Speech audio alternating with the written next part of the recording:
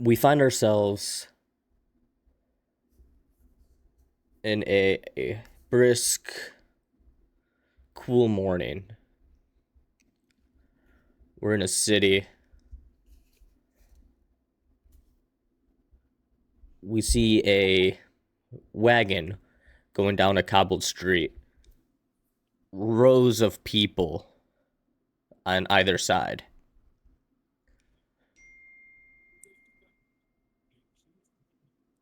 The buildings, maybe there's some two-story buildings, maybe a three or four story building in there. But they look a little bit smaller than what you might typically expect for a city. As we look down, you see that there are swarms of people on either side of this carriage as it goes past them. But nobody dares step in its way. But you do see them throwing things at the carriage as it passes. The first thing that you notice is that all these people within this carriage are gnomes. So not people. I mean, let's be honest. Per Raphael, correct. Side note, my past iteration of Kazaroth also absolutely fucking hated gnomes, and one of his goals was to cause a gnome genocide. Well, I'm glad that version of Kazaroth does exist here. Him and Raphael would have been best friends. Yes. It was only specifically gnomes that he hated, but it was tied into his backstory. Okay, interesting. I didn't know that.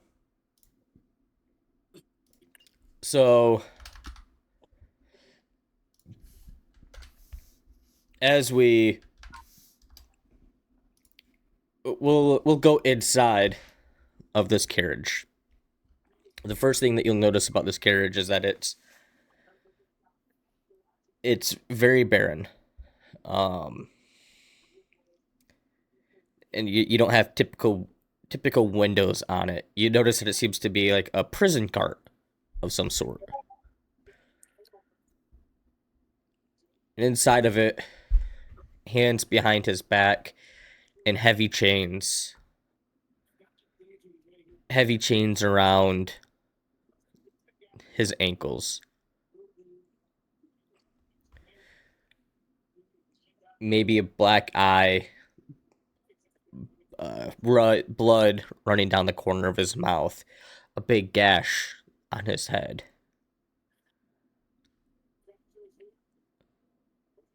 Describe what this younger version of Yeet looks like.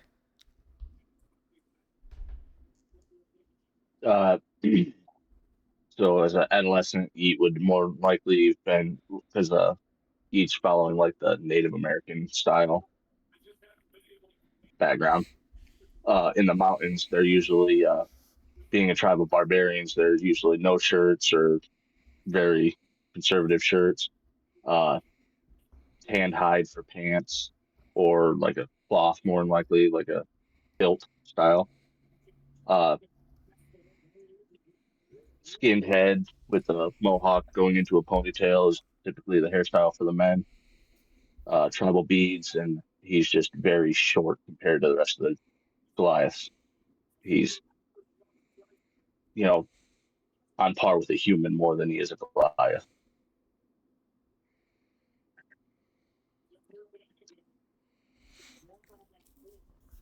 At this time, you hear the thudding of different things hitting this prison cart as it goes down the road. And you hear, "Kill the barbarian! Kill him, off with his head!"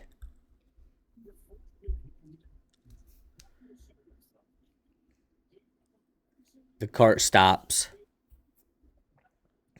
and this gnome comes up and kicks Yeet. "Get out of the cart." How do you react?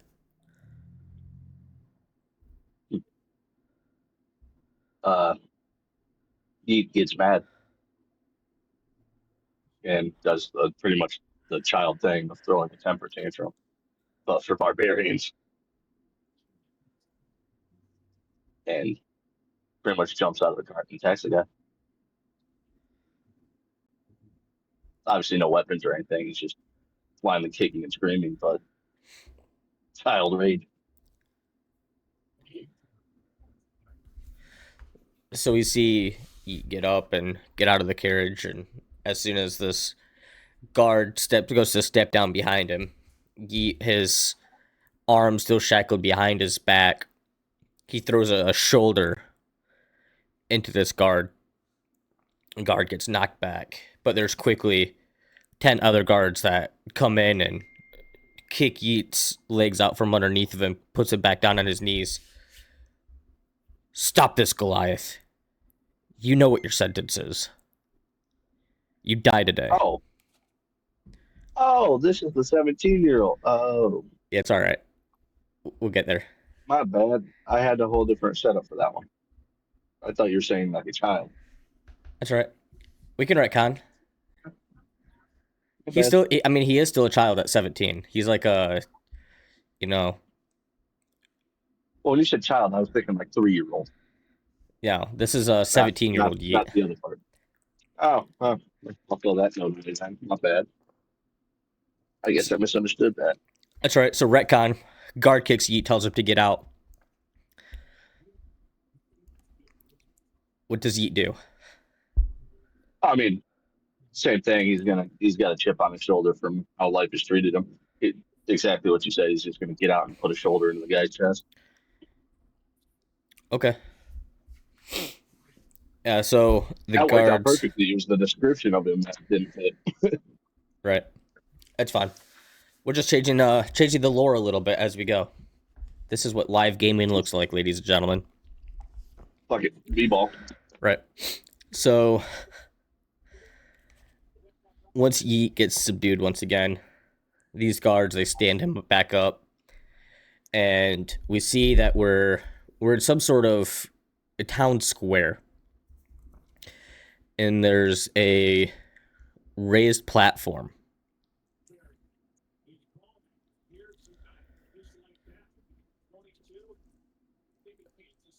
The guards walk Yeet up this platform, and very angrily kick his legs out from underneath of him, pushing him to his knees again.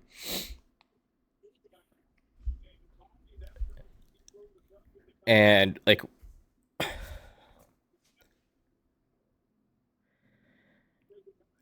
they take a chain, and they connect the chain around the chain that is holding his wrists down to his legs, and then they run it back further onto the platform behind where Yeet is kneeled, and put this chain into some sort of contraption on the floor to hold him in place.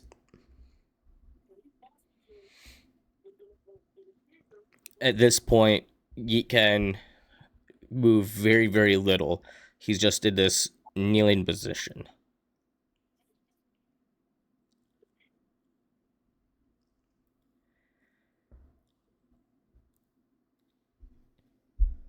At this point, just a huge crowd of gnomes are filling this plaza in front of this execution, where the execution is going to take place.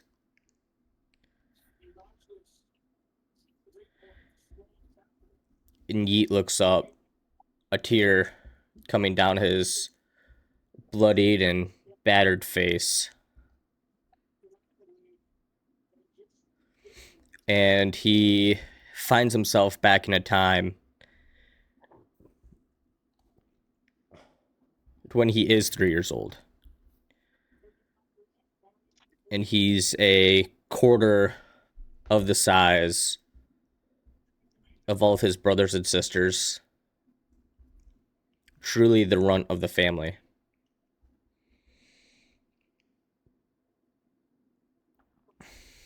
We see this big, imposing figure in front of him. Appears to be his dad. And he turns to a woman Goliath next to him. He's useless. Look how small he is. He'll never be a proper Goliath. Everybody in the tribe agrees. He's an outcast. He shouldn't be here. We should just get rid of him while we have the chance. The woman turns a little bit softer in her voice. But he is still our boy. We can't just get rid of him. We have to do our best with him. Do what we can. Even if he is never as big as the others. What does Yeet do watching this conversation happen in front of him? At this point, he's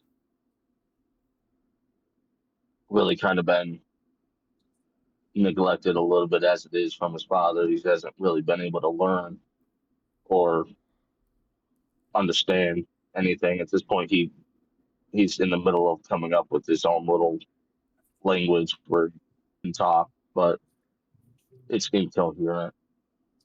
So he understands very little of what's going on right now. He just he's getting more of a sense of temperature in the room and just realizing that his father's not happy with him again for some reason. So he's just more or less cowering, trying to look for a place to hide.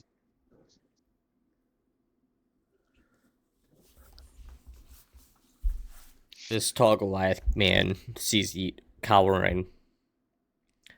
Look at him, he's a coward. And goes over to Yeet and hits him. Closed fist right across the face. Blood starts coming down Yeet's face as everything fades to black.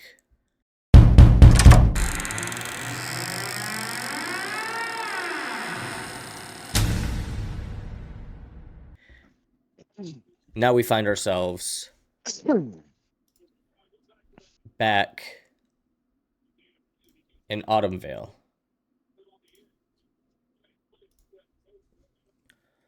Last time that we were here, the party was headed into the blacksmith to do a little bit of investigation, see what's going on here. The outside of the building looks pretty worn down and raggedy. Maximus is the first person to walk into the blacksmith. Is anybody walking in with him? He will. Okay. Anybody else? Moose will stand outside and keep guard. All right.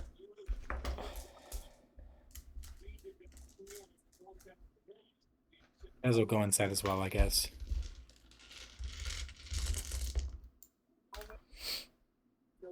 All right. Yeah, Brittany will accompany those who went inside as well. Alrighty. So everybody that went inside, I need you guys to roll a perception check for me.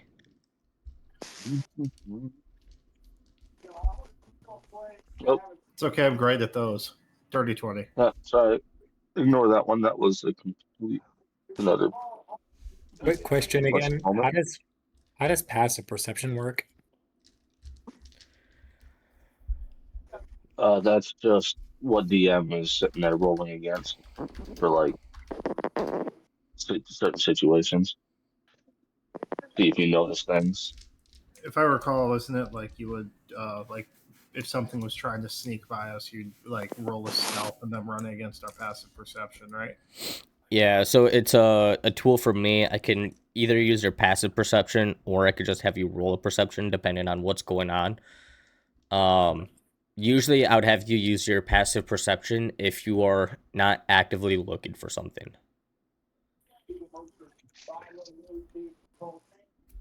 Oh, I was gonna say Brittany got a 13. Damn. I got a You dirty got 20 if you didn't hear me. Yep. Okay. Yeah, so you guys rolled pretty well though. Maximus is on his A game. Right. So as you Max must be the first one to get killed.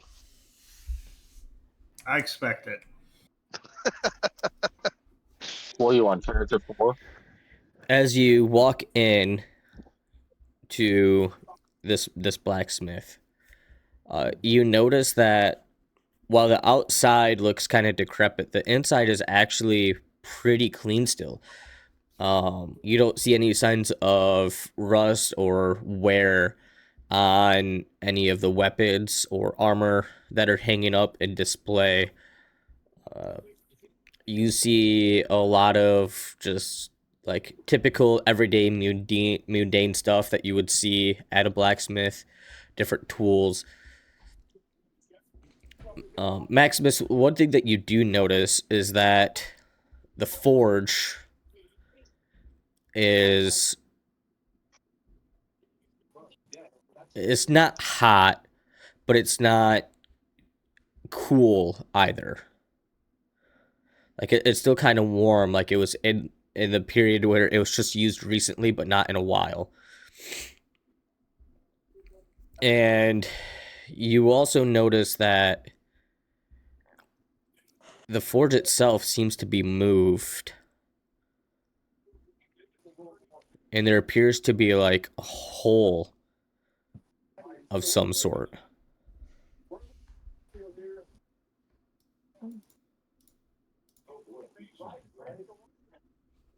What are you guys doing? Guess we're looking in the hole. So you said the hole was next to the forge or in the forge? It looks I like didn't the hear. forge was moved off to the side, and there's a hole underneath where the Okay. forge was originally sitting. Okay. Like, is it partially moved, or like, is it big enough for someone to walk into or like crawl into? Yeah, how big is the hole? It's big enough that it could swallow Yeet. Damn. What is this? The Alaskan bullworm? The hole's hungry. Fuck it. Feed it, eat. Yeet's going in, balls to the wall. Fuck it. Um, Head first. We're fucking. huh? Head first into the hole. We fucking. You know, I see. diving in head first. Yeah, I see what you did there. Is there like a lot of like airflow through this hole? Like, is there like any like sort of like wind or like can Brittany gauge how like deep it could go? Do you want to 'Cause it walk might- up and investigate? Yeah. I mean, I Yeet already was did a also thinking cannonball, like so. if like Brittany could smell anything like sour, like dead bodies, perhaps, if there is like a wind coming through it. I guess while they're looking at the hole, Maximus is going to peek his head out and tell everyone else what we found. You said investigation, right? Yeah.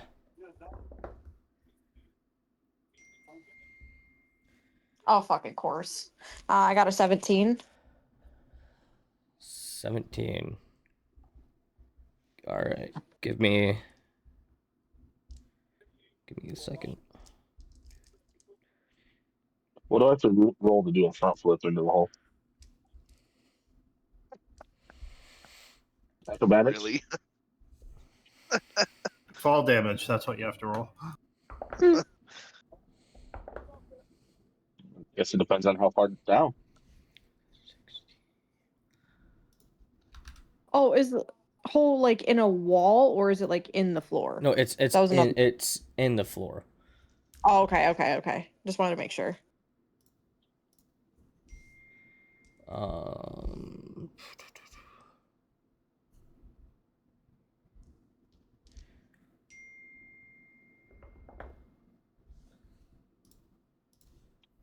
Yeah, and sorry about being so quiet last session. I was passed the fuck out the whole like in and out the whole time. I was sicker than dog for like 48 hours. Like I had to go back and watch the YouTube to figure out what happened last session because I was out of it. Britty, Yes. as you walk up and you look down into the hole, it looks like it goes down for a very long period of time. And you kind of This get is like a stale air, kind of like maybe there's it's like there's a cavern down below. Like you would recognize that smell. It's a very distinct from that stale, stagnant air. Okay. And as you step back away from the hole, you take 39 points of damage. What? What the hell? Like, what kind of damage?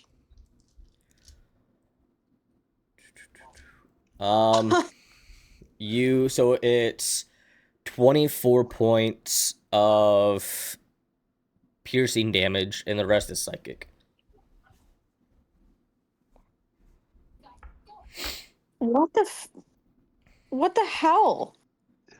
Does anyone else get damaged, or is it just me because I looked a little closer into it? How does this damage manifest? Like, what does she do? So, Brady, like, so you step down and you look into this hole, and like you're just like, damn, that goes down. Like, it's a long way down, you know. Yeah. And you step back, and just like this wave of pain comes crushing over you, and you start bleeding somewhere.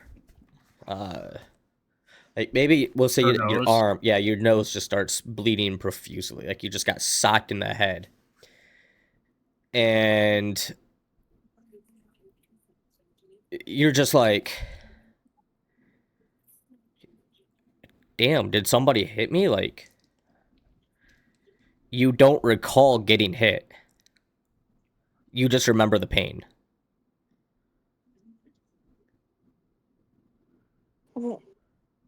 What the fuck?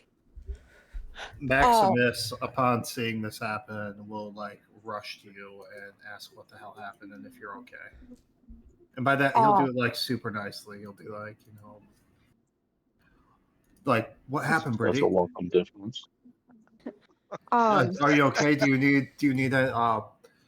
I believe Kazaroth knows healing magics if you're in need.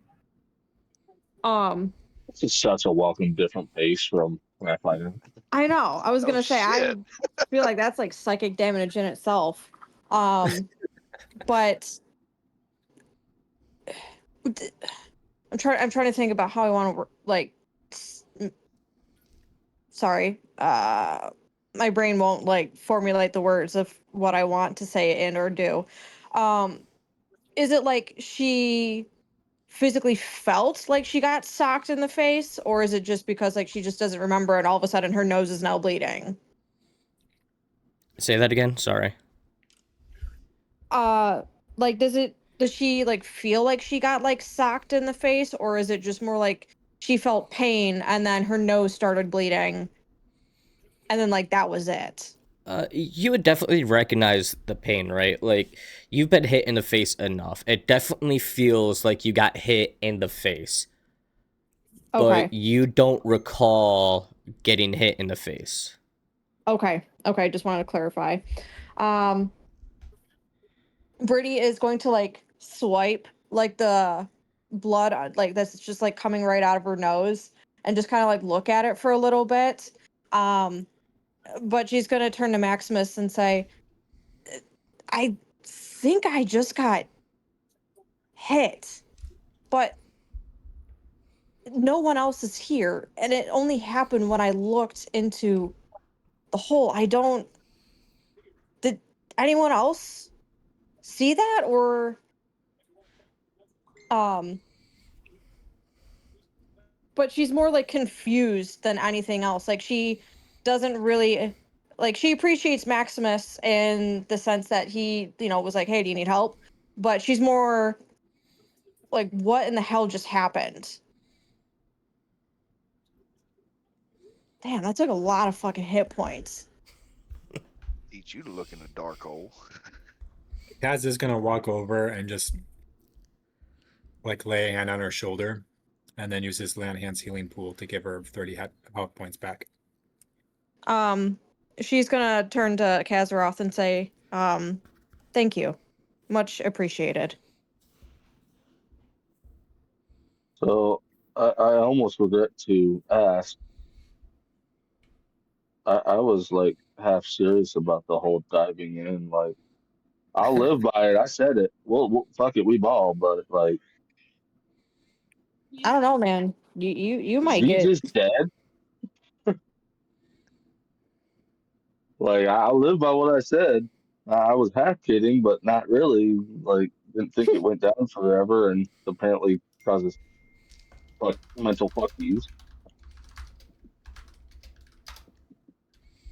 So, Well, from what I remember the last time, this like creature or whatever, oh shoot. Something to do with obviously like fucking over your head a little bit. Like it's there, but it's not. But only in the sense because it makes you forget that it's there.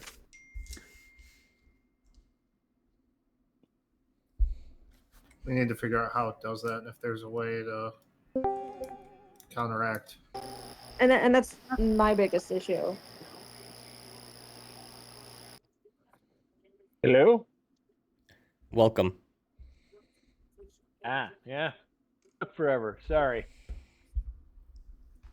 You missed Brady getting bitch slapped. Just a little bit. by Ghost. By Ghost. Yeah, you sure we're not in New Spooky. Orleans? The spooky bitch slap. That's spooky.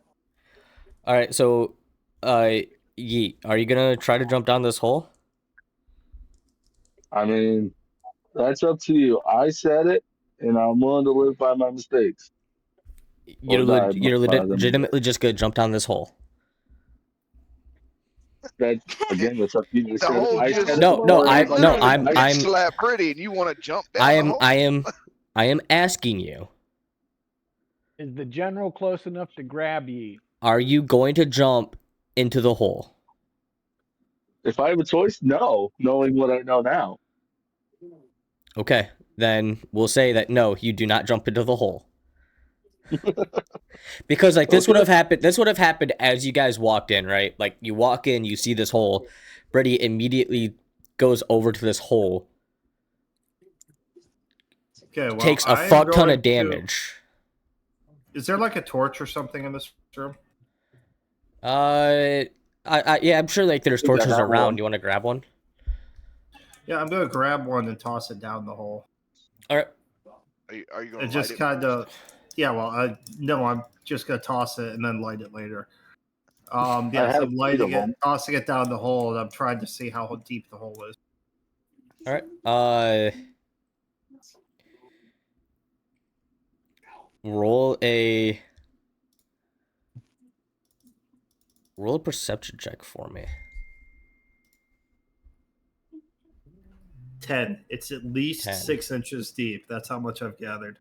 Could we all roll one since we're all like there? Yeah.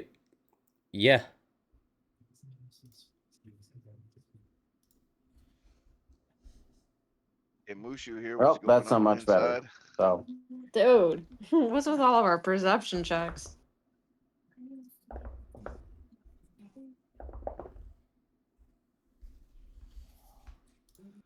All right.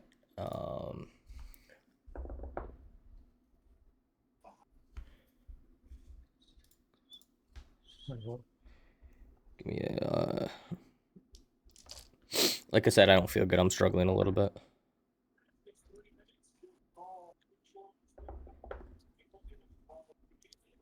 Would you want me to make another perception roll, Garrett, or? No. Sorry, that's what I wanted to make sure. Oh, Balmar. He was nice enough to give us a leveling. Right. So I'm So still having freaking intermittent problems because I'm not like at home. But, you know, it's your Monday. so Maximus, Yes. you throw this torch down.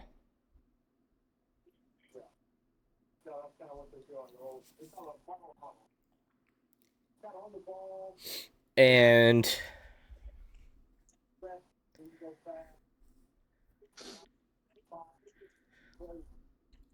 you start watching the torch go further down and down. Then all of a sudden the torch comes back up towards you. You take 107 points of damage. Oh my gosh. And the torch is just lying beside you.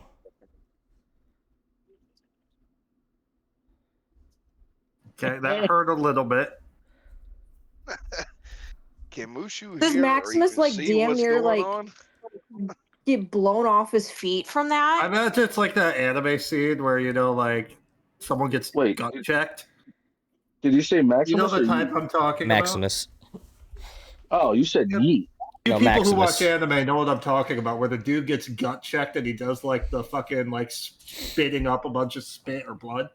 Oh yes, I know Yes. exactly. Yeah, what that's it. That's what I imagine just happened to Maximus. Right. And like again, just like with Birdie, you don't remember getting hit.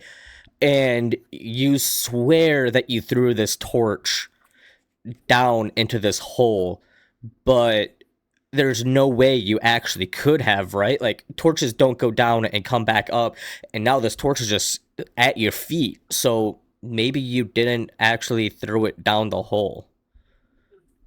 Is there anything to cover the hole with? You could try to move the forge back. Look, I am not Can we push volunteering it? for that. And we push it somewhere else. Whoever can take 100 hit points of damage, feel free to push the forge back. That is not me at the moment. Yeet will give it a shot. All right, Can well, Mushu see or hear anything that's going on inside? Yeah, Maximus kind of is at the other end of the room, like clutching what I'm pretty sure is broken ribs.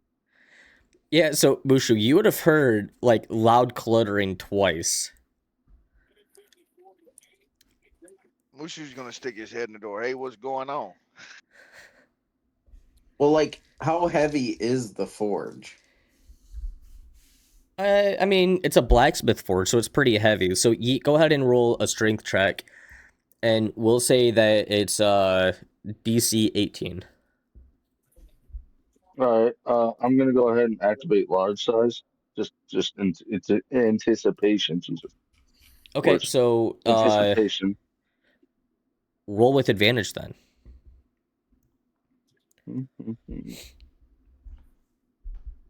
Oh, roll. Not that. While Yeet does that, if Maximus like flew into the wall essentially, 22. whoops. Oh, Brittany is just gonna calmly walk over to him, and then she's just gonna like look him over and just say, "All right," you know, like in her own Britty way. This is her form of kindness. She's just gonna pat him up on the shoulder and say, "All right, you're not dead."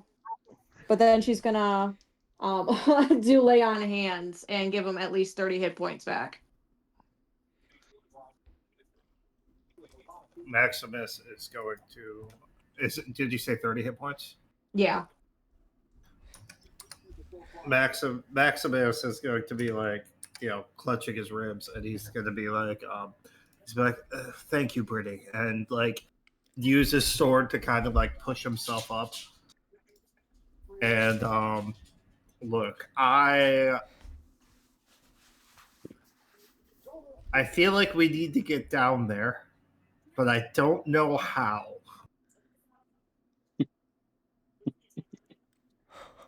I know the answer, but not the way. I can't tell my mind. See what you get for bullying him into giving us a level up. I know, damn near. You're welcome. Also, this would be a really good time to tell you guys as well that I figured out what we're gonna do for the solution for Revivify. So it is you have to roll for it. If you go to revivify somebody, you roll for it. Okay. The first time that somebody has Revivify used on them, it's DC 10, and you use your spellcasting modifier. Okay. Okay.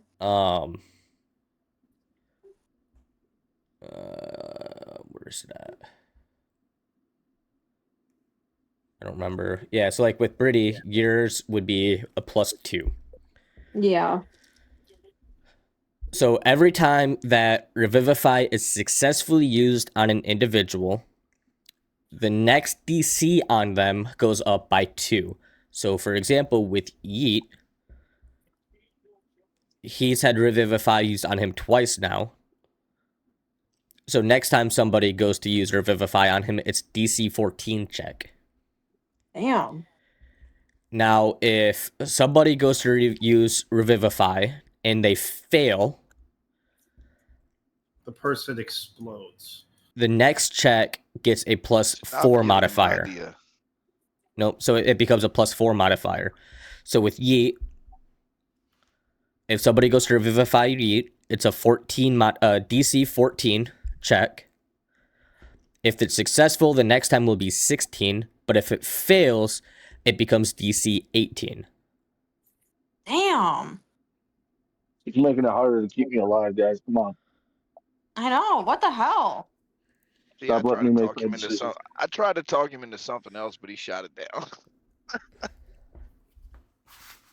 So I feel like that's pretty fair. The whole idea is that every time Revivify is used on somebody, their soul goes further away the next time that they die, so it's harder to bring them back. I mean, that makes sense because I feel like Revivify is pretty OP on itself. Right, and especially Well, not since to mention when half the party fucking has it. It's all new age D&D stuff where they want to give as many ways for people's like do not steal original characters to not die. Yeah. right. So I felt like that was a fair trade-off so that we can have multiple people in the party with Revivify without it ever feeling like there's no consequences if I just go down. Yeah. Now, every Anyway, time that you die, there's consequences. You can say we also had to have a flawless gym or something. Yeah, you have to have the spellcasting with components for it. But you guys are far enough along now that realistically, anytime that you go into a major city, you should be able to find a diamond worth 300 plus gold pieces. Yeah. So, back to the task at hand. Does this like cave, like I mean, I haven't looked directly into it, but I've looked kind of at it.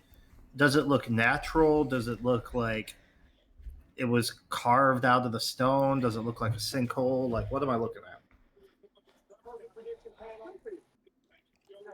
Roll a perception check for me and find out. I feel like we shouldn't think too hard about the hole. Perception or investigation, your choice. Definitely perception with my -1 to investigation. That's a 12. 12. So that you see that Like I said, I'm not looking into it standing there with a magnifying glass. I'm kind of just looking at the area around it. Yeah, so roll with disadvantage. Dude. 6. 6. Okay, so you can tell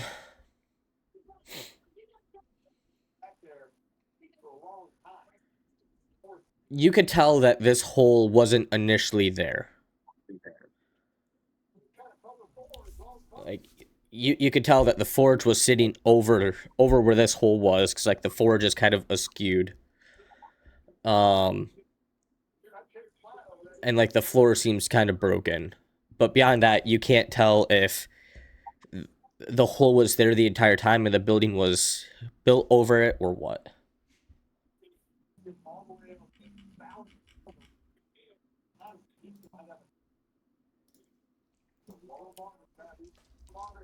Oh crap.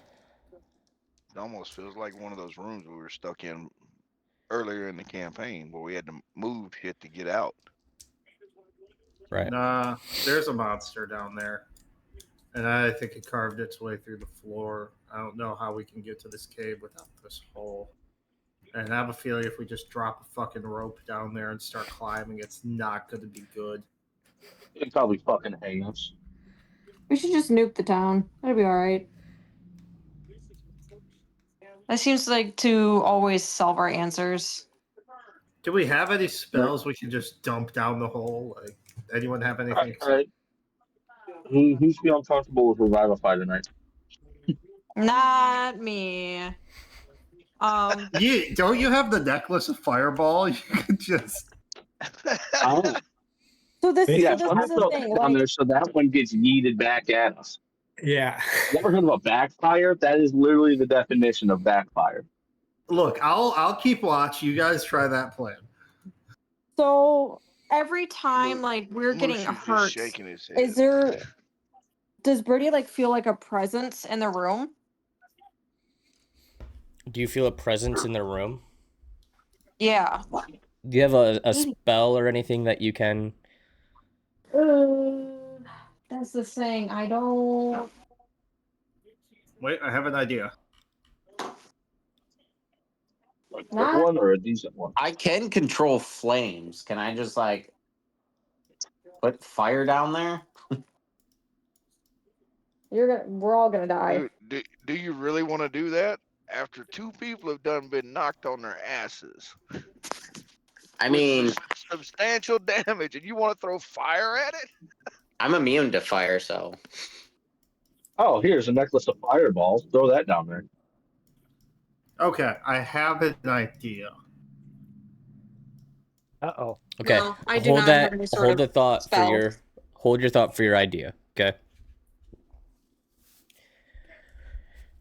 We find ourselves back looking at Yeet. Little Yeet.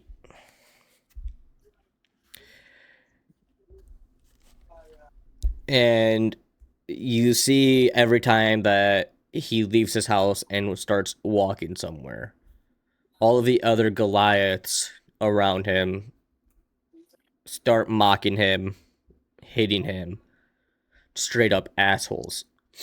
And by this point, Yeet understands, he's a little bit older. He's 5 or 6 maybe.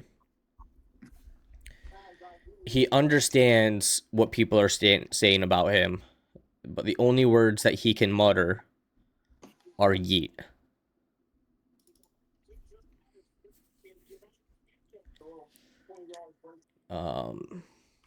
What happened to my notes? 1 second, sorry.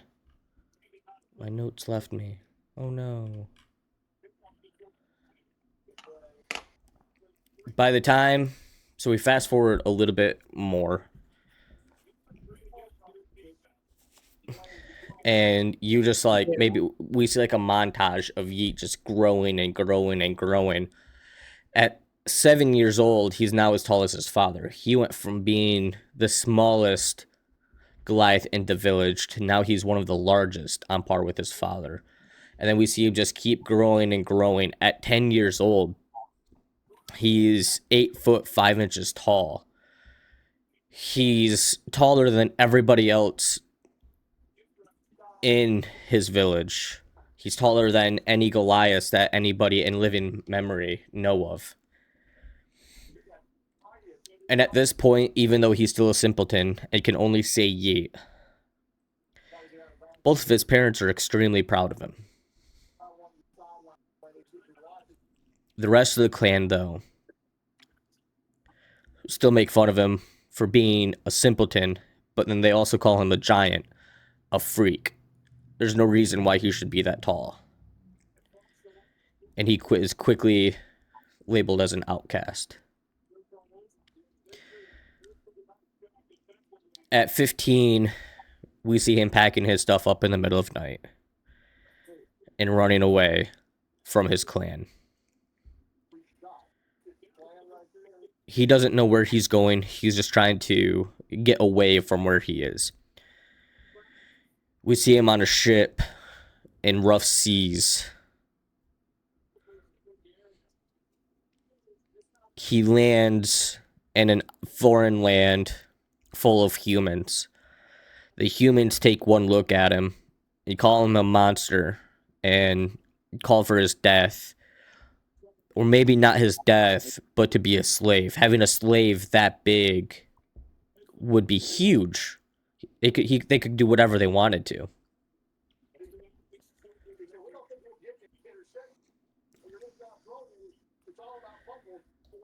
He's able, even despite his size, he's able to keep evading the people trying to capture him. And he eventually ends up in a city called Thrace. And this is within the Thesian Empire.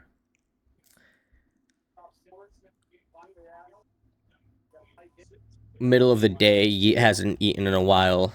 He's very famished. He's at this point, he still has pretty considerable bulk, but he's thinned down a lot from the lack of eating, just getting by on scraps.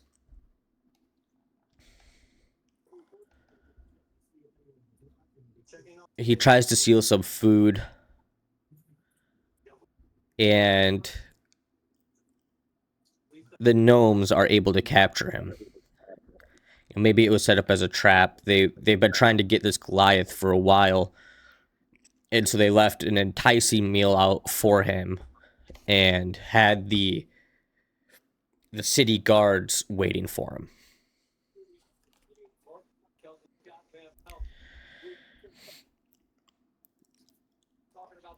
We fast forward a few days, and he's bruised and battered, and he's sitting in front of some sort of panel. Just all of these elderly gnomes. They're talking amongst themselves what they should do about him. His hands are tied behind his back. And after much debate, the one in the middle finally goes, "Barbarian, tell me your name."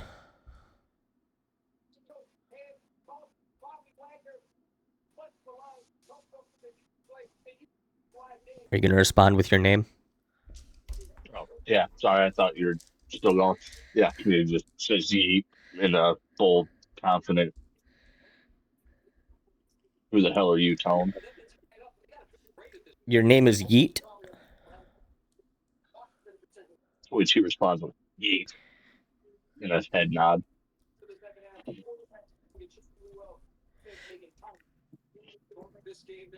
Why are you here? And Ties, why are you stealing our food, scaring our people? I'm bound, right? Like, you did say I'm bound. Yeah, yep, your hands and legs are bound. So at this point, he's kind of like talking with his elbows with his... Wait, are his hands in front or behind? Behind. So he's kind of talking with his elbows and the shoulders, but he's just pretty much saying, yeet, yeet, yeet, yeet, yeet. Like, everybody understands it. All right, Bam Bam. Do you know any other words other than yeet? Yeet! Can you speak? It'd be great if you just said "fuck you," and those are the only other words you do. He yells yeet, shakes his head yes, and then no. So, at this elder gnome picks up a grovel and starts slamming it on the desk as the other members start talking amongst themselves frantically. I tell you what, we're about to sentence the retard to death. And he goes, "You were caught stealing, And now you make a mockery of us. I will let you know that here we are the Conclave of Protection. We are set to not only protect the capital ties, but also all of Thesia and gnomes all around. He just throws his Obviously, head back and rolls his eyes. obviously, your presence here is a threat to all gnomes, and we can't just let you out. You'll be sentenced to death 5 days from now. It hits his grovel, and Yeet is stood up and walked out.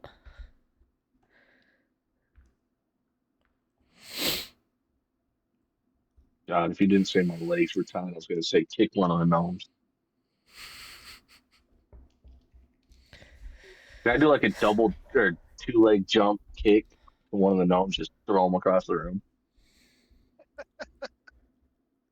Just absolute. Fuck it, I'm already dead. So I'm going to say no for one reason. The only reason I'm saying no is because at this point within your backstory, you have yet to become a warrior, right? You're 15 years old. You've always been an outcast just trying to survive. You haven't had that spark that has made you a barbarian yet. That's fair.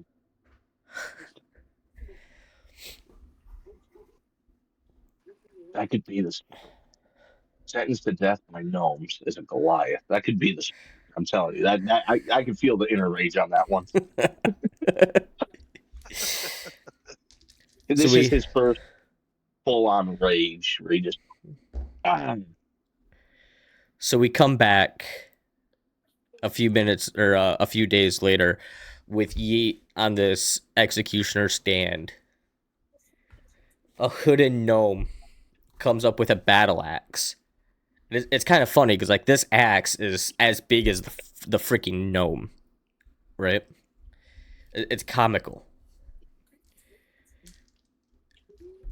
And I'm just going to go with what we have canonically for the lore, all right? So I'm going to speak for you. Okay. The executioner asks Yeet if he has any final words to say to the crowd before he is killed. We see that single tear still running down his dirty, bloodied, bruised face. And he just chokes out, Yeet.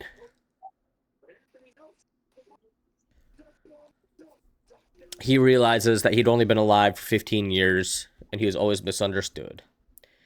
And again, just for a simple misunderstanding, his life was going to end. He closes his eyes and looks down, waiting for the battle axe to come down. But it doesn't. He hears a sickening thud and a clatter happen next to him. He opens his eyes and looks over.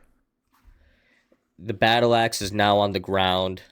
The executioner has a long, dark shafted arrow sticking out of his chest, a pool of crimson red quickly enveloping his robes.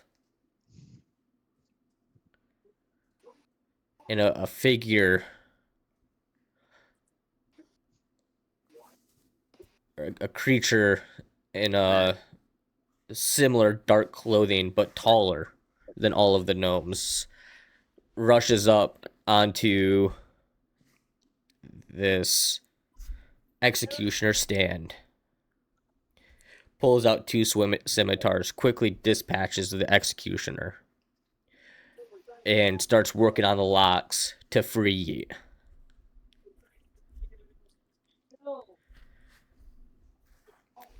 As Yeet's hands and feet finally come free, he falls at first because the only thing that was supporting him up was the chains holding him back.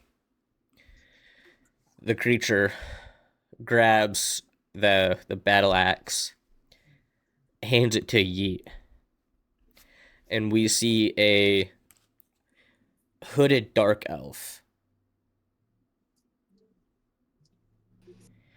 Take this. We must go. And now we find ourselves back at this blacksmith. As you guys are inside debating on what you want to do next, you hear Ravage barking from a small dog coming outside of the blacksmith. What are you guys doing?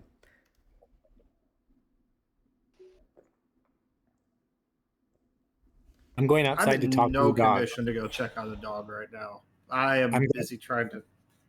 Not die. I was gonna say Brittany is going to hold up Maximus. I'm trying to make sure my insides stay insides and not outsides. I'm going out to talk to the dog. Okay. So you gonna cast Speak with Animals? Yep. Mushu's just petting the dog. You're just petting the dog.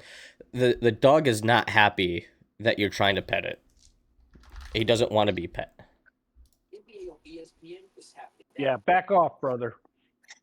Kaz tells Mushu, don't pet the dog. He doesn't like it. So the dog is just like, it's ravagely barking. It's very unsettled.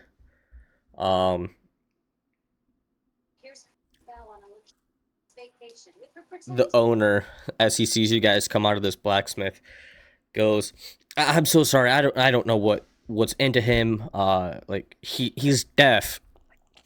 So like I don't know. Sometimes he gets like this, and it's just really hard to get him to calm down." What are you trying to do with Speak with Animals? Ask the dog why it's so frazzled right now. Roll an It's got animal. it so- Roll an animal handling for me. Oh, are you kidding me? 11. This dog is just like, he's super frantic, and you don't understand any of the words that he's actually saying. And you're not sure if this is because he's deaf, so he's never really understood language,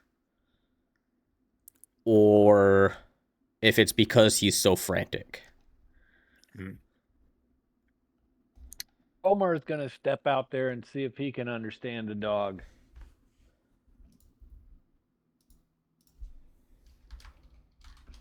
Do you guys speak with animals? I have, well, you said animal handling.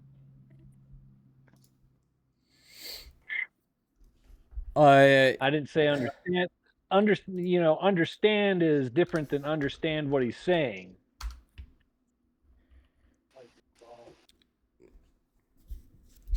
I get what he's saying. Go Trying ahead. to figure out like why the dog's all. There's like you can translate the language, or you can say, "Hey, he feels this way." Right. So roll a animal handling for me, and what we'll say is 25. You'll get all of the information. 13. 13. Unless you want me to roll again. What is with our rolled it. rolls today? Not good. They've been pretty bad. So with a 13, like at this point, the dog's not really trying to go in any single direction. It's just like going in circles, barking frantically. You don't even know the direction of something that he's barking at.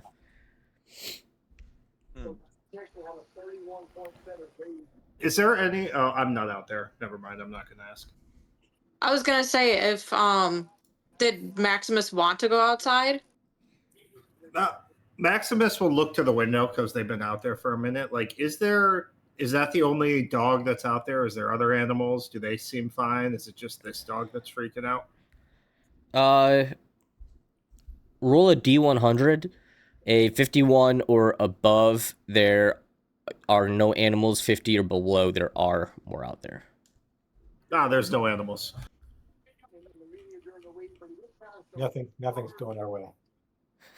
Nothing. I was gonna say, are we cursed like genuinely today? Because this is a little Well- ridiculous. Well, I guess whenever What Kazuroth. level? And we just need to end the session there because Honestly, Well, hold on, everybody. So we're not playing on Halloween night, which would kind of be a lucky-ish night.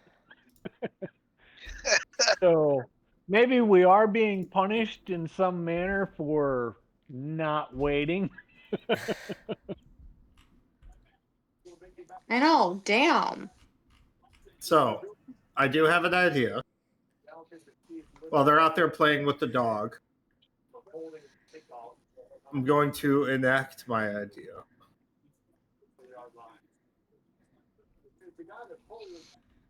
So is this just like a straight drop hole in the ground?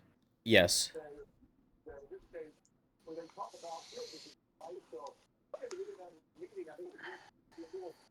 Okay, so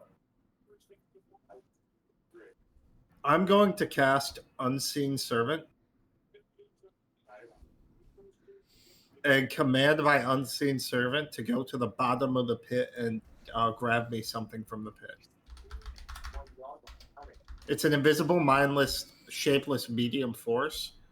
So that sounds to me like it doesn't take fall damage because it's a shapeless force. But it does have AC and hit points, and if it's attacked, it drops to 0 and the spell ends.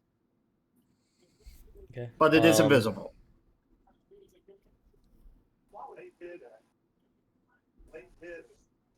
It can Back in a perform minute. simple tasks. Like, for example, pick up a rock at the bottom of a hole. Yeah. So as the servant jumps down into this hole,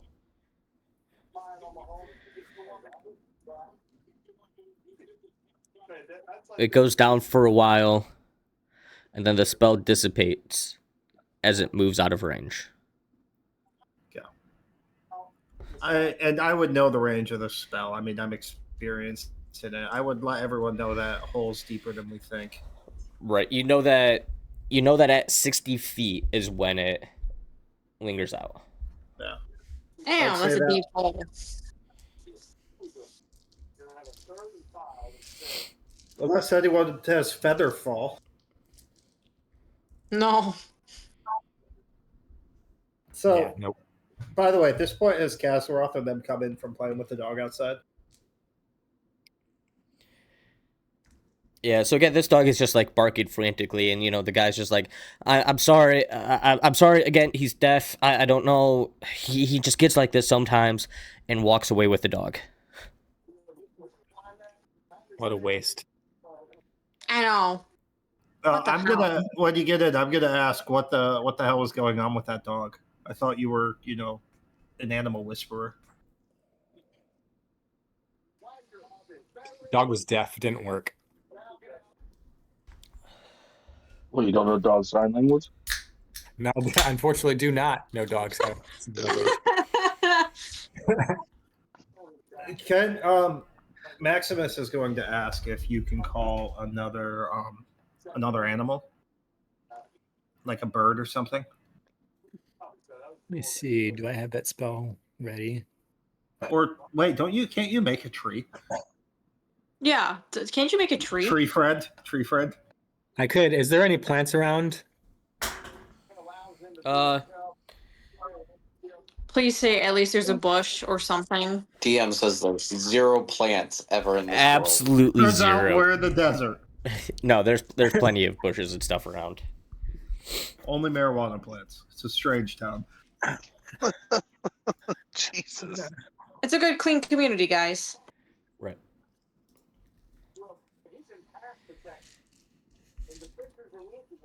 I just want to find out if the animal, so we had weird deaf dog barking. I want to see if any other animals that can communicate with us see anything weird going on. Or we could send the bush down the hole and see what he sees. I can do the same with Dakota as well, I guess. All right. So Just kick your dog down the murder hole. I will. Is there like a bush or anything just like right outside? Yeah. Cool. I am just gonna go outside and cast Awaken on a bush with my staff. Okay. Let's see. The bush. All right, now, very descriptively describe the bush. And what is the bush's name? Well, give me a second here. Sir Bushington the second. What happened to that first bush that we had? I think we lost him when we were in the Earth Ganassi, not the major town, the first village. Like Yeah, when we ended got up in those fucking kidnapped. tunnels. I assume he's just walking around that Earth Ganassi village, and people they're just like, "Why the fuck is this bush alive?" And just walks around.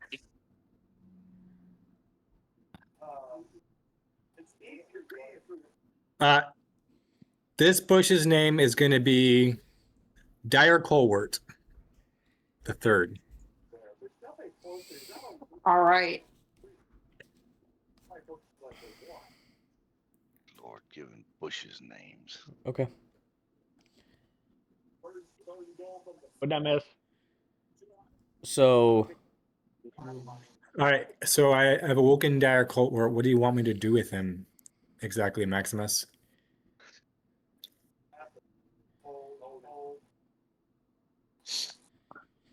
I'm just curious. So, how do you communicate with this plant? Like you would, it just. I can also speak to plants. And because I've awoken it, it has some form of sentence. Okay. I'm just curious if it sees anything weird going on. Because the dog apparently did, but we don't. So maybe it the can, plants or the animals do. So it can the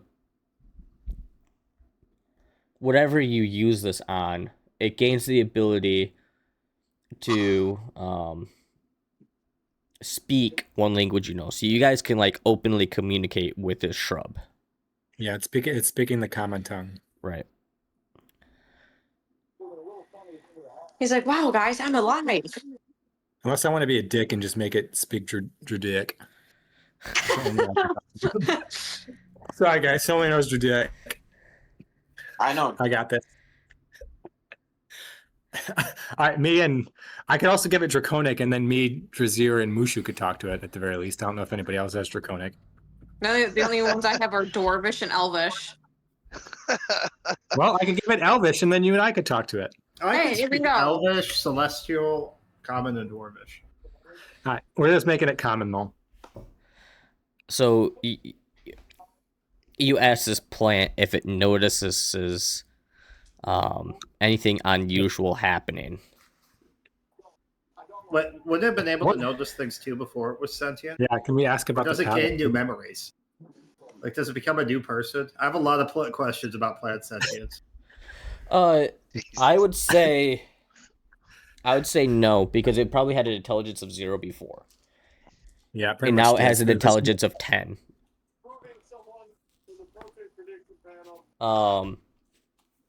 And even if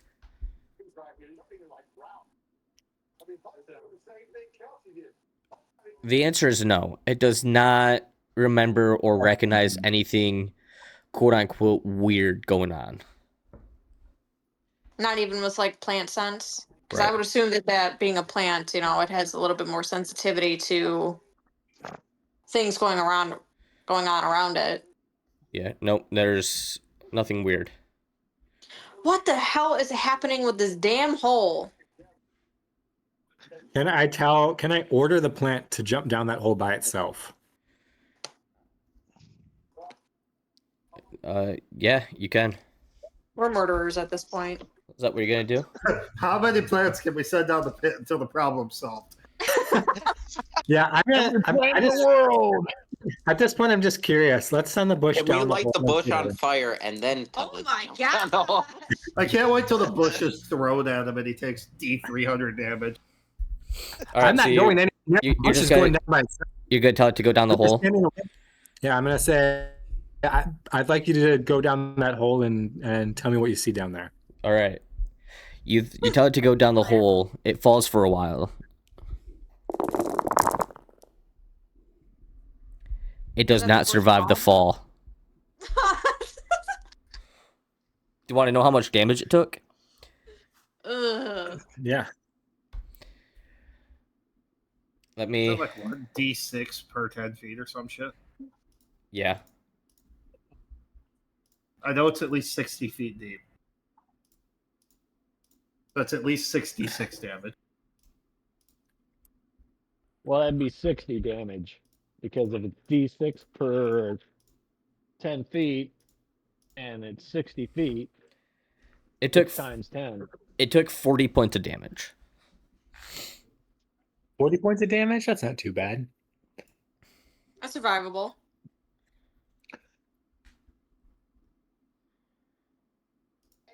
All right. So other plan.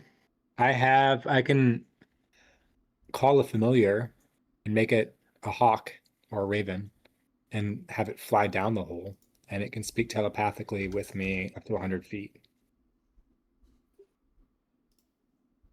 And technically I can see through its eyes and hear what it hears.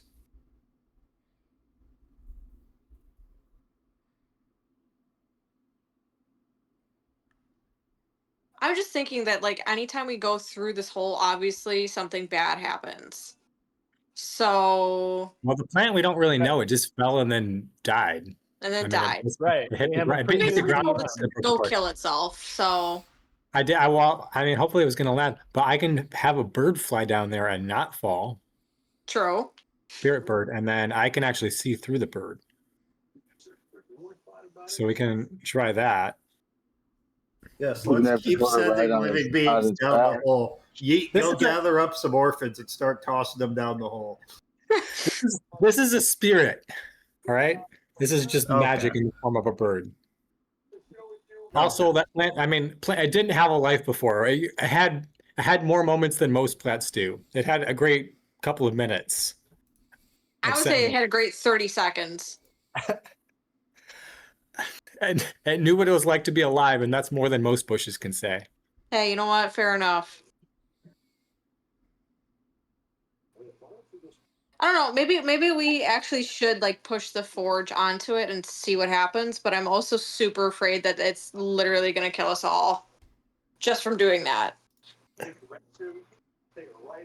right, so DM, can I cast Find a Familiar and create a raven to send Yeah. down the hole? Yep. So I'm casting that. I'm gonna send the ravens flying down the hole now, attempting to fly down the hole. Okay. Do I see anything as I'm flying down the hole? Having this raven fly down the hole as I see through it. Does the raven have dark vision? Probably not. Let's check.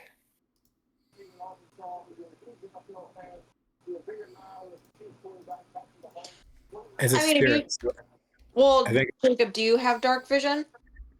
I do, but Well, if you are seeing through This- the bird's eyes, technically, wouldn't you be able to see regardless? I don't think so because it's literally looking through the eyes of whatever you're looking through. Oh, Well- okay. I see what you're saying. does a celestial, a fae, or a fiend have dark vision? Because this familiar also takes on the statistics of of those chosen forms. I'm sure one of them do.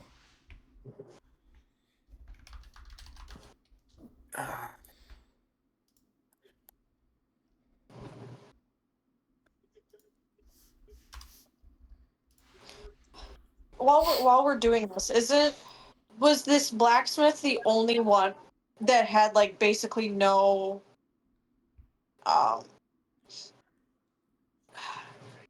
what's the word I'm looking for? Like not like damage, but was this place the only place that had like the hole in it, or were there like other places that had like the possibility of like this giant wormhole? Sorry, say that again. Were there other buildings that might have the possibility of having this like hole in it too, or was it the blacksmith the only one that we found?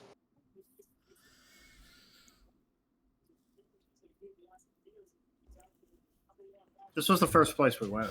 Yeah, this is just the first, because like you guys were looking for like buildings that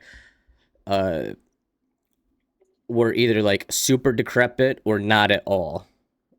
And the blacksmith was the one that didn't have any sort of. No, the blacksmith outside was super messed up, which is why you chose it.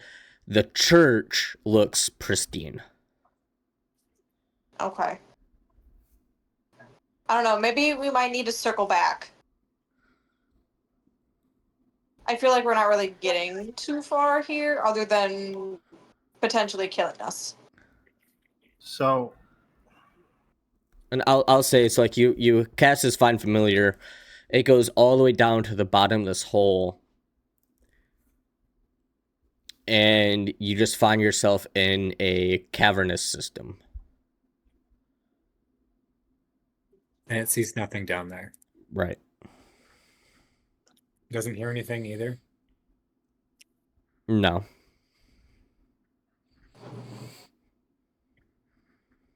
How far can the familiar go? 100 feet before I lose contact with it. Okay. anyone have any theories? Let's just go through them right now. I think we should cover up the hole and move on, like we said. Just leave the town. Don't know what happened to the guards. Sorry. Burn the town. No, move on to the next building. Just take a look around. Because if it's a cavernous system, now we know that. Well, yeah, Cavernous system, it is pretty reasonable to deduct that it's more than one building connected. Maybe there's another entrance that we're supposed to be using. Can we This is an emergency exit. Can we start? Everyone good with just starting to go through the abandoned ramshackle buildings and try and find more of these holes? Right, because this sounds like it's more of a when in doubt, hit this and it'll kick you out of the cavern. That's why we keep getting hit with shit. Yeah, I was gonna say because, well, my only fear is that this is like a nest, and there's obviously more than one of these creatures. That we're just gonna get the same result no matter which hole we go to. But I mean, we won't know unless we try. And I'll say at this point, the day is starting to grow long. Like, is it like sunset now? Or. Yeah, the sun is beginning to set. Okay. But we also don't know when exactly these things are happening to these people, correct? We need to keep a watch schedule when we sleep tonight. Just an FYI. Yeah. But I mean, we probably should at least go check out the church before we turn in for the night. I agree.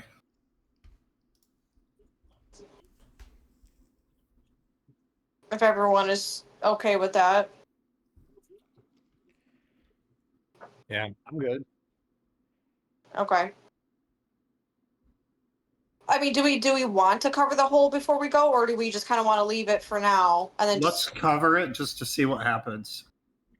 Okay, all right. Who wants to be the guinea pig? Oh, that's I already rolled a 22. I already did all the prep for this and rolled a 22 on an 18 DC. All right, yeah, so Yeet is able to successfully push this forge back in place. Okay. And does anything happen to him, or is he all good?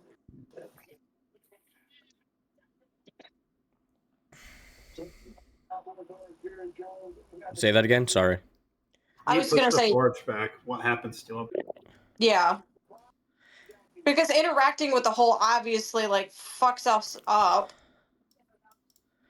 Nothing. Yeet pushes the forge back, and other than the normal stuff going on outside, everything is normal. What the hell? Okay. Well, now that we pushed it back, we should definitely take notes to see if it gets moved once again. Which I'm going to assume it probably does. But I definitely feel like we should go check out the church now. And then head back to where we have a room, and then Yes, clock out for the night. pretty much.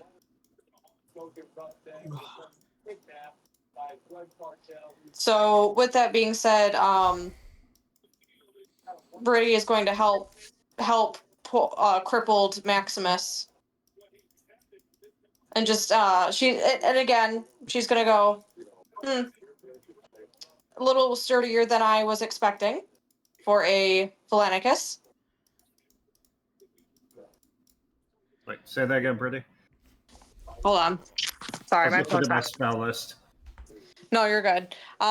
She's just basically just helping him hobble along and just saying, lot sturdier than I was expecting for Valanicus.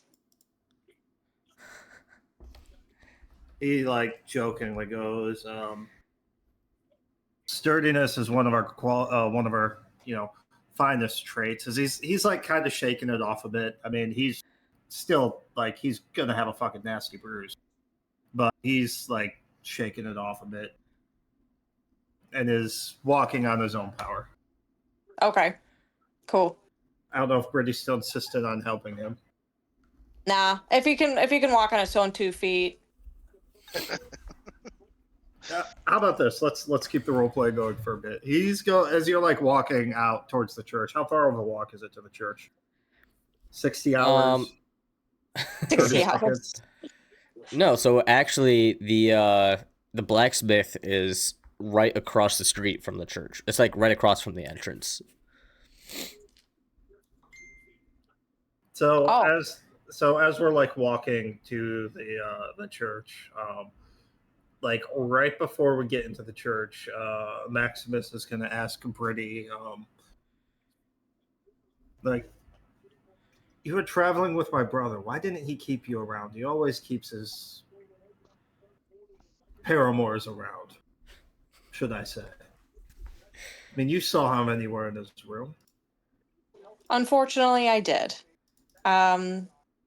Raphael was not my type. First of all. Second of all, with the amount of women at his side, I could only imagine just and then she kind of stops there and just shivers like Oh, so you and him didn't. No, absolutely not. I would not touch that man with a 10-foot pole. Maximus Oh, just and touch laughs that man as we with your walk dick. into the church. What was I that? wouldn't touch that man with your dick. Yeah, Maximus just laughs as we walk into the church. I don't know if he believes you. I don't know if that'd be an inside check or not. I mean, she's definitely not lying. She would not want to get anywhere near that fucking man. Should I we have think a roll anybody off, in this Garrett? group would agree Persuasion with versus her. insight? I think everybody in this group would agree. Never Yeah, happened. I think that's what we're gonna do. Roll a persuasion versus insight. All right. Okay, persuasion first. We got to build anticipation. Oh, I already did the insight, sorry. Please.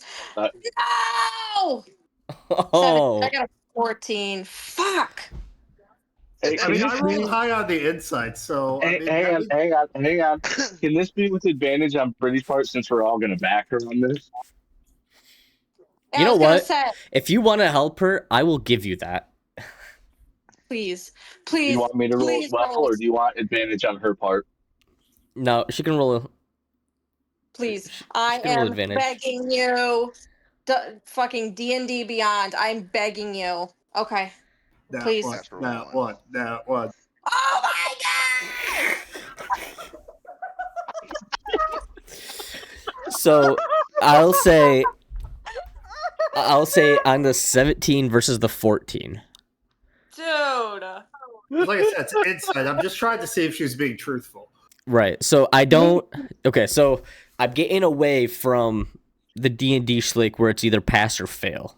Okay, and getting into a more of there's multiple things that could happen, and this is one of those times. I feel that with a 17 insight,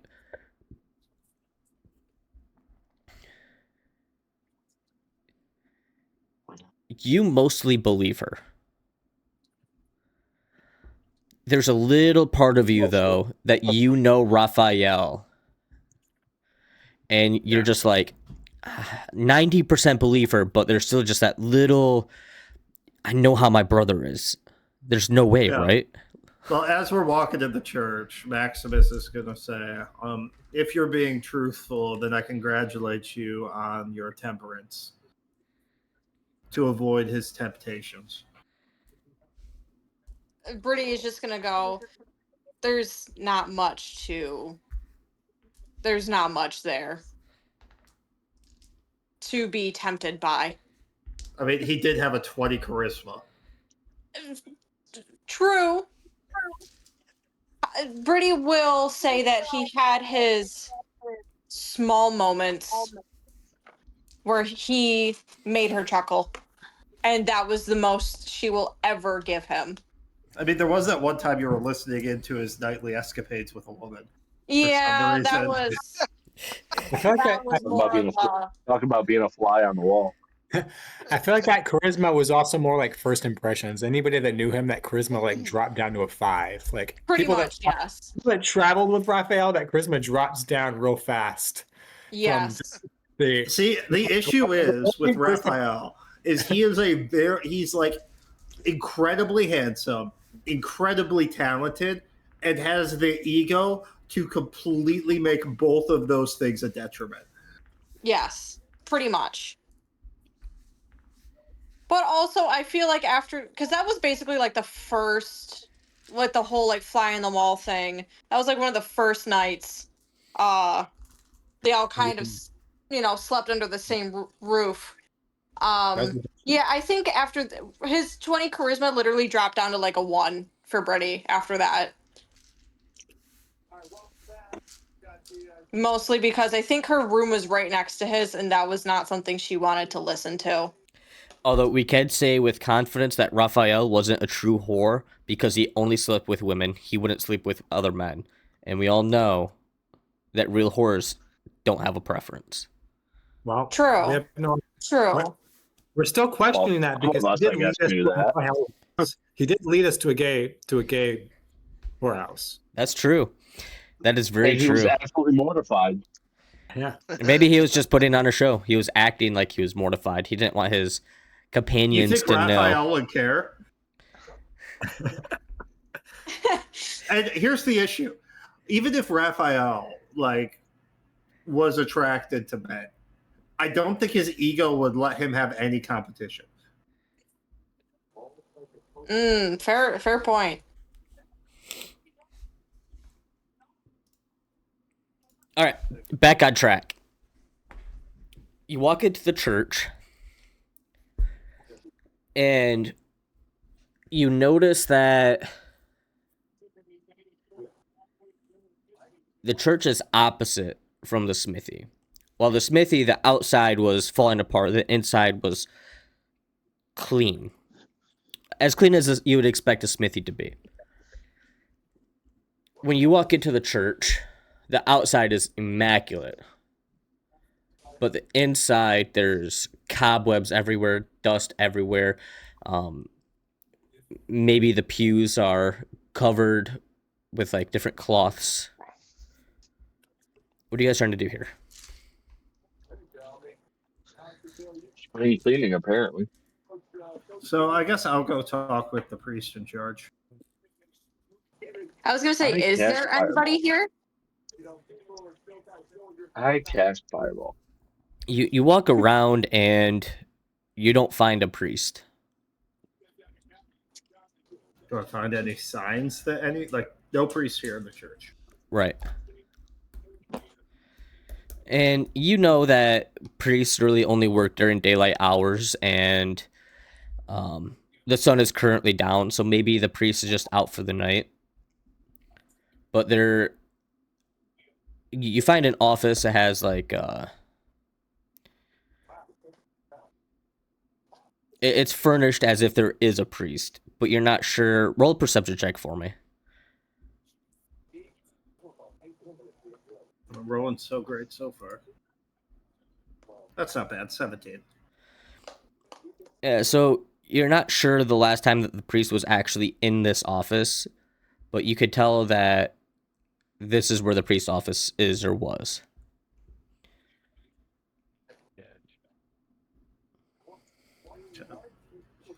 I don't want to be out and about in this town at night, so I recommend we get to a walled-in place and set up watch.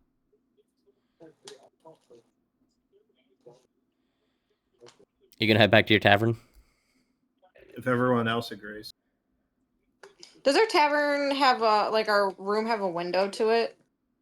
Yes. And is it in direct line of sight to these buildings? Um, Or no? not those buildings in particular. By the way, on our way back to the tavern and through town, do we see any other animals? Roll a D100 for me. Well, fuck. 38.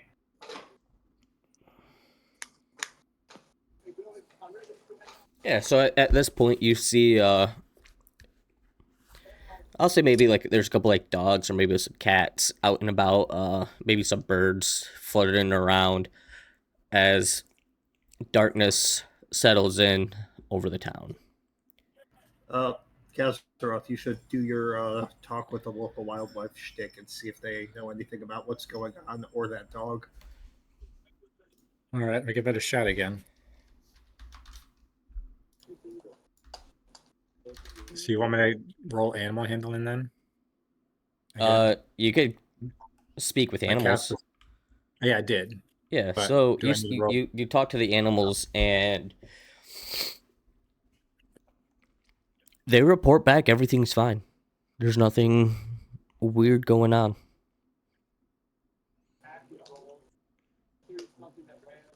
Damn, are the animals being affected too?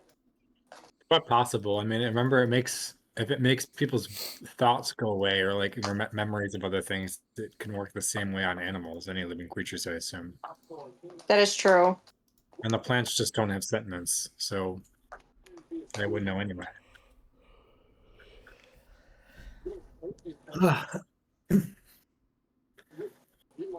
This is like the worst information gathering session ever. Like It just feels really like is. we're just gonna have to like jump into this. Like I don't know what we're fighting, but hopefully we don't die.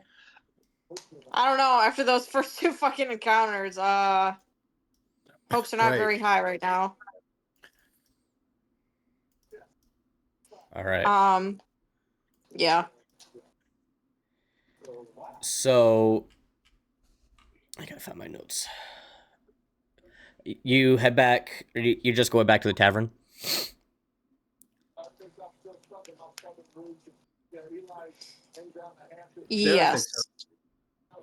We got a couple rooms, right? I thought we all got one No, room. you got one room. Okay. Because the rooms aren't that big, if I remember it correctly.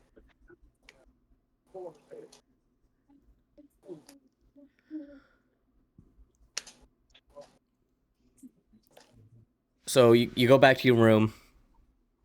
You settle down for the night. You set up watch. Everybody gets a long rest.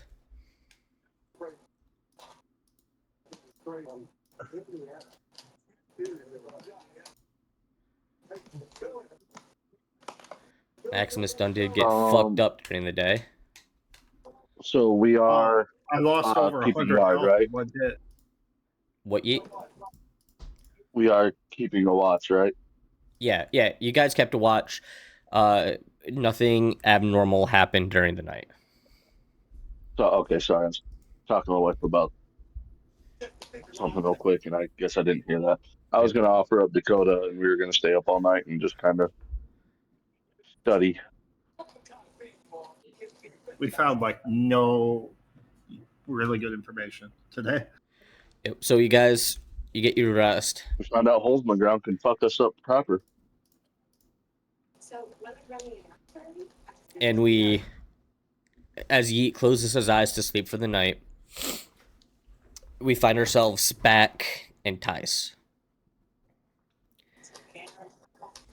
This mysterious cloaked figure quickly ushers Yeet off of this executioner stand. Yeet, battle axe in hand, running through the crowd.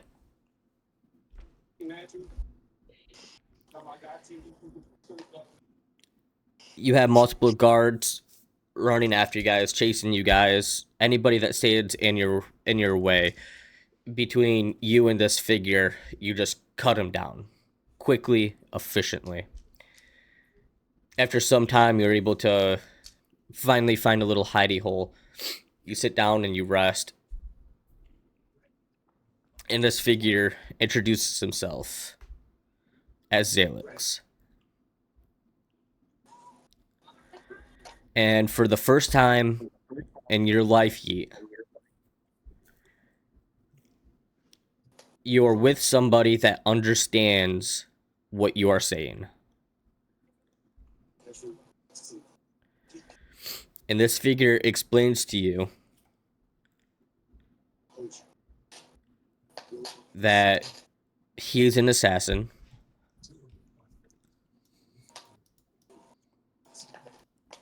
and that he just risked his entire operation to save you. So now you owe him, and you're going to owe him by helping him take down this target. As night turns into day, he explains to you that the target is actually the governor, Varn Delther. He's one of the guys that actually put in the order for your death. He calls him a political parasite, a disgusting man, and that he works with Ephesian trade houses to smuggle slaves out of Edelumia.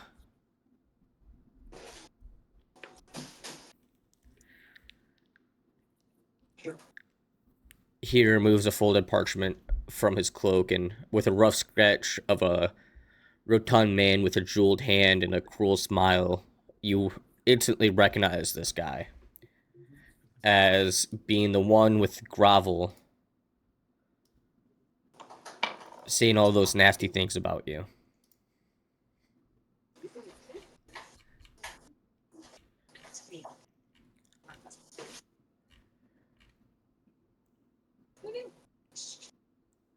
That night, we see Zalix and Yeet standing on a rooftop, slick with rain that has since passed.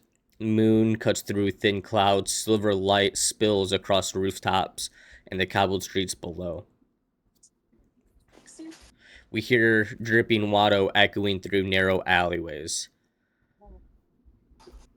We're in an area where all of the homes are really fine. Big taverns are all shut, everything's shutting up for the night. Zalix is there, calm, deliberate, his eyes sharp like a knife's edge. Yeet is next to him, enormous, quiet. Breath is misty in the cold air.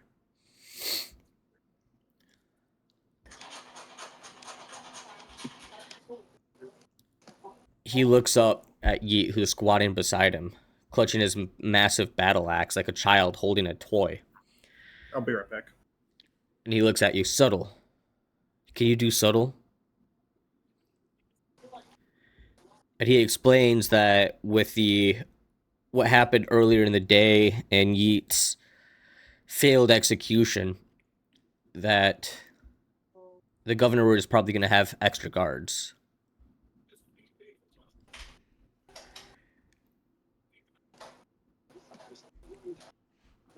After being asked this, getting explained this.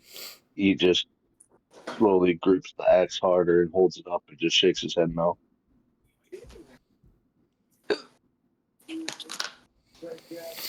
We move forward. Zalix moving through the night like a liquid shadow. Yeet moving with quiet effort behind him. We see the two figures climbing up the side of a giant house. They get inside, the gilded walls, velvet drapes, the faint scent of an incense. All is quiet. There's no lights on in the house. Zalix crouches on a balcony, looking into a room. You see a figure lying in the bed.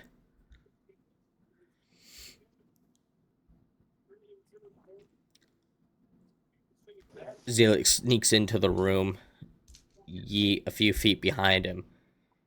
And Zalix pulls out a dagger with a thin sheen of a black liquid, glistening like oil.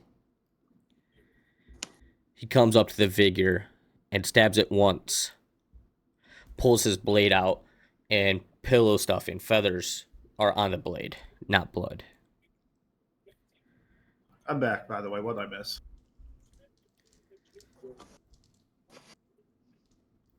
Nothing too important right now. Backstory.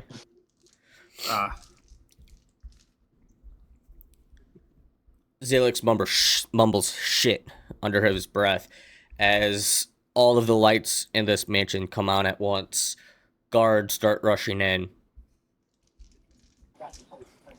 Zalix starts fighting for his life.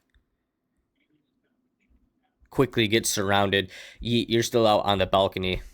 What are you doing during this moment? Saying is that he saved my life and that he's the only person that has truly understood me from the start. I just bust through the wall, window, door, whatever the hell's. Yeah, the windows are open. They're like patio I doors. just bust right through them.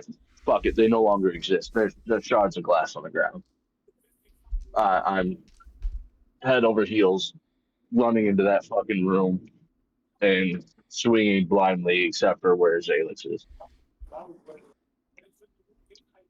And I was joking around about it earlier, but I will honestly say that this is the first inherent rage that Yeet ever went through. Yep. Okay. This is his marking of barbarianism. All right. Yeah. I like that. So you go into this uncontrollable rage. You go in and you start cutting down swaths of guards. Zalix is able to get down a couple, but you took down a dozen to his too. And he looks at you.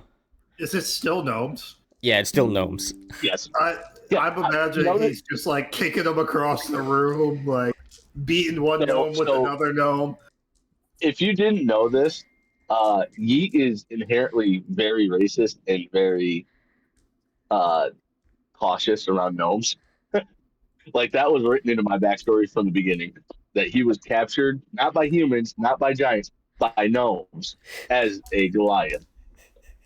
It was one of those funny, when I was writing a funny backstory, I was the Goliath that was so like pacifist that I was caught and attempted execution by gnomes. I just appreciate that every D&D world I live in, gnomes are terrible. They're objectively the worst race in every D&D campaign. Keep that in mind, sir. If you took them right. Hey, keep that in mind, sir, because I have something for you. So, during this time frame, you cut down a dozen. Zalix cuts down two and looks up at you. Was like, "You're a useful giant to have around, aren't you?" And he's like, "The mission. We need to kill this guy." And so you go through the house, and it seems like every single guard that you could have entice is in this area waiting for you to. You run through and you just cut down gnome after gnome after gnome, just swaths of these gnomes. You cut down everyone that comes across your path, protecting Zalix. You eventually work yourself into a basement of this mansion, where you see this gnome that you recognize as the governor in front of you. You quickly dispatch his guards, and he's begging you for his life. No, please don't kill me. Please. Don't kill me. Kill him now! Zalix goes yeet off to the side. I'll finish this. What do you do? You said he tried to push me off to the side? Yeah. Yeah, that doesn't exist. So what do you do? As he tried to push me, I slowly put a hand out in front of him and say this one, or no, I say yeet, but he would understand that this one is mine. He's the one that exiled me to death.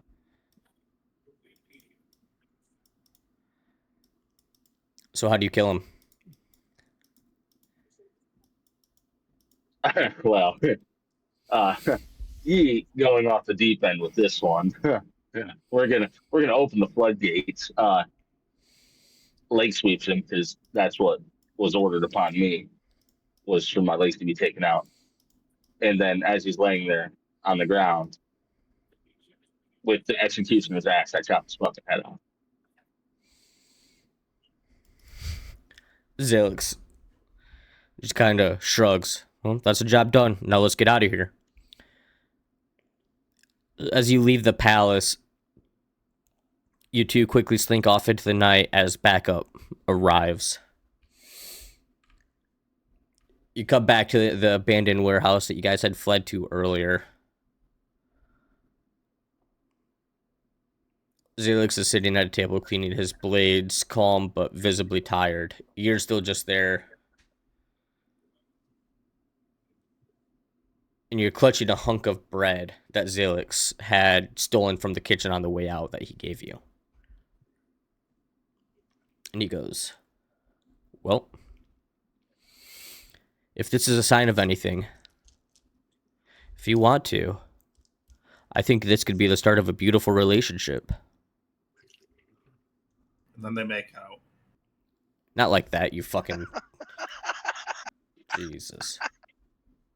I knew it was coming too. I was holding my tongue because I knew somebody was gonna fucking say it.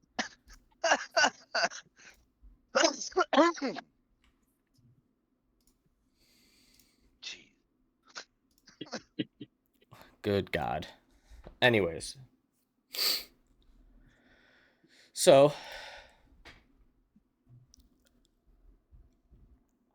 we fade out with them just laughing at the table, eating food. And we're back to you guys waking up in the tavern the next day.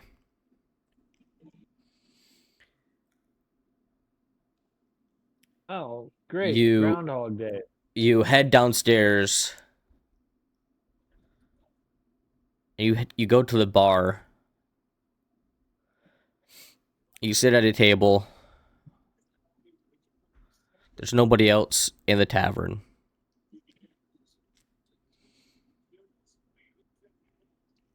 And maybe it's Maximus. I think Maximus makes sense here. You raise your hand to try to get service, to get served breakfast. And you kind of put your hand back down. And you think to yourself, nobody runs this tavern. Why am I trying to get somebody over here to serve me food? We just have to get it ourselves. Must be that. Oh, this is all very good. Everyone, just want to let you know. Uh-oh. So, would I be able to put together that this weird feeling I have that no one's ever run this tavern doesn't make sense? That it aligns perfectly with the other weird feelings that people have had that we found suspicious?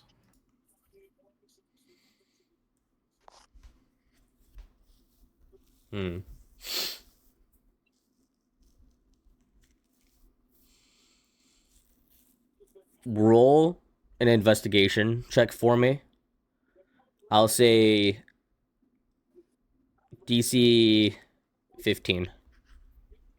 I can tell you, I'm probably not gonna get that. DC 10, you'll get something a little bit. I'm gonna burn my inspiration. 9. Oh 9. my gosh. Oh no.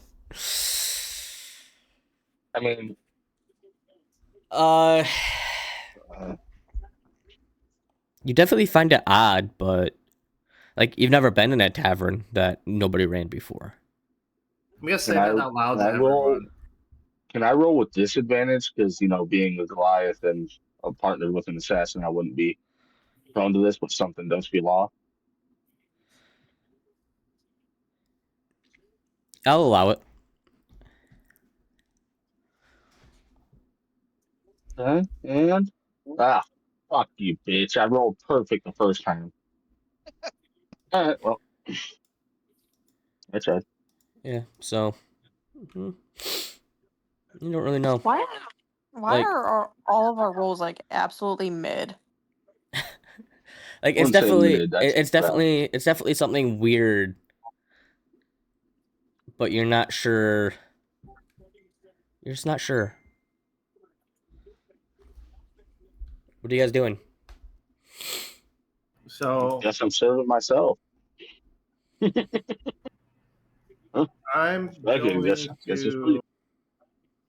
I was gonna say, is there any like obviously if we don't know that this person exists, do they leave behind anything that might allude to their existence still? Like, you know, um, a book or like a ledger essentially, and with their name in it or anything. How do you want to go about doing this? Like what specifically is Britti trying to do here? So if I if she's kind of going about it in the way of, you know, how everyone else is like, oh, this is kind of weird that this tavern it runs by itself. I feel like she would meander around because there's no reason not to, technically speaking. So wouldn't she meander into the room of such and such that quote unquote disappeared? Or something of that nature?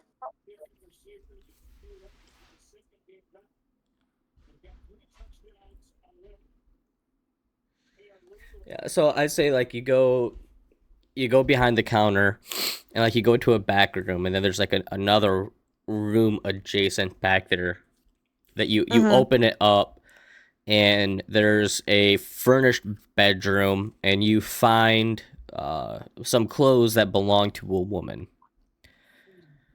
You don't really find any pictures or anything like that. It's just you find clothes.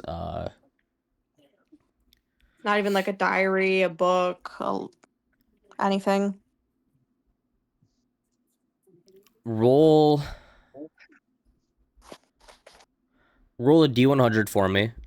Okay. 1 to 50, you find something. 51 to 100, there's nothing.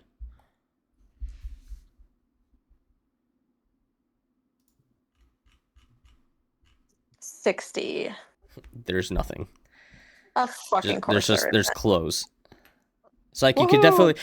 It's like seeing the clothes. You're definitely like, that's odd. Why is there women's clothes in this room, but there's nobody's running the tavern? Maximus.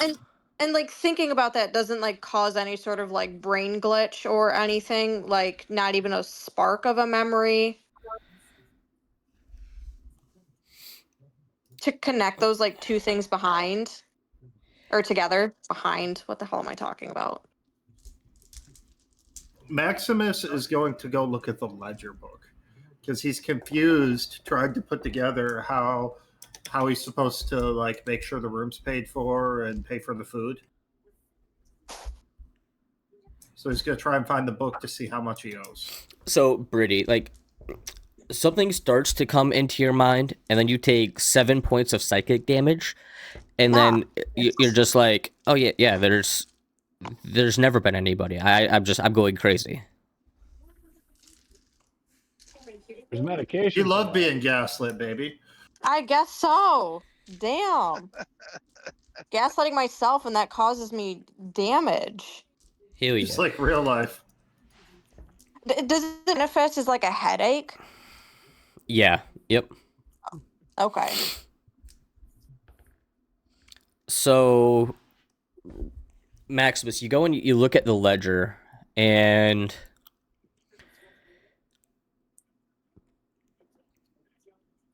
you see like a running tally next to your room about how much. But it's not my handwriting, right? Right. Yeah. No, it's not in a handwriting that you recognize. Like somebody else was apparently keeping track of it. Do I see anyone else with running tallies? No, everybody else that was on this page has been like frantically scratched out. Okay. Since we apparently can just go in and do whatever we want in this tavern, I'm going to go check out some of the other rooms and see if I see anything. All right. Because I'm thoroughly confused. Who wrote my name down? Who's crossing out names? Yep. I was gonna say, would it affect us in the same way if like we didn't really know the person like personally? Like would we Yes. still okay. Because you did Like- personally know them. No, I'm saying like in one of the rooms there was a past guest that disappeared and we try to and we go, that's odd. But that's still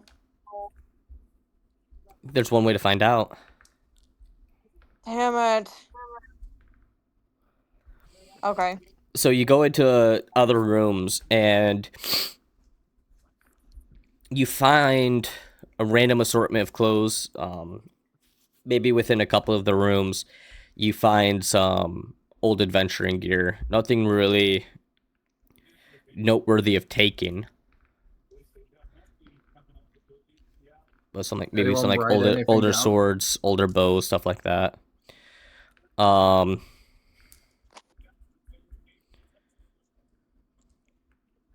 a D100 for me. Same rules. 1 to 50, yes. 51 to 90 to 100, no.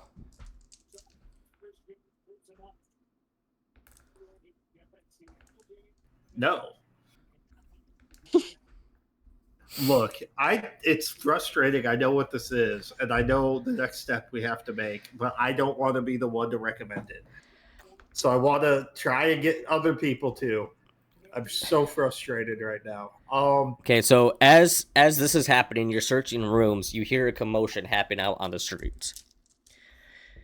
And you hear frantic screaming. Well, I'm going to rush out in my nightly manner and rush out to the street. So you see an older man who is screaming, "It's gonna kill us all! The heads! It's gonna kill us! It's gonna kill us! Why don't you do something about it?" But like his speech is kind of like garbled. And as you run out, the townspeople are restraining this individual. And they go, we're sorry about the commotion. He's deaf, you see, and like he's gone crazy. We can't get him to calm down, and like he's just always screaming about like some heads or something, and that it's killing us all. Yeah. So Didn't the one lady say don't look up when she was having her like episode? Yeah. And wasn't the dog deaf? The dog was deaf. That's what's freaking me out right now. So I do have a spell that it would technically make any creature within a 10-foot radius deaf. What spell is this? Deafened. Warding winds. It's usually for like this getting rid of like vapors and shit like that, fog, and like making difficult terrain. But it gives you the deafen trait if you're within a 10-foot radius of me, because it's casted on me.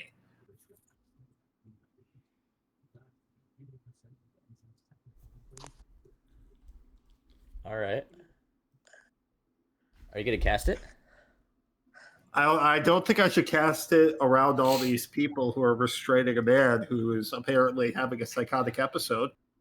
Does this man look like the dog from yesterday? The man is the dog. He's very frantic. Much like the dog, who is already deaf. Is deafness like the first sign to this? Like a frantic deaf paranoia? Like Let's start making people deaf and see. So wait. Would Yeet? This is a. I feel like this is a justified question. Being that I was trained somewhat by an assassin, would Yeet know basic sign language? Like his wisdom's there, his intelligence is not. But I have to believe that Zalix had to be able to communicate with me non-verbally. Would I be able to communicate with him? I would say maybe like in a thieves' cant sort of thing, not just like pure sign language. Because like Zalix could understand you. Yeah, but yeah, Yeah, so it would I be was more of thinking like more of just it'd be communicate. more of like a thieves' cant or or like when you're in the military, you could communicate silently without like a full-on sign language. Right.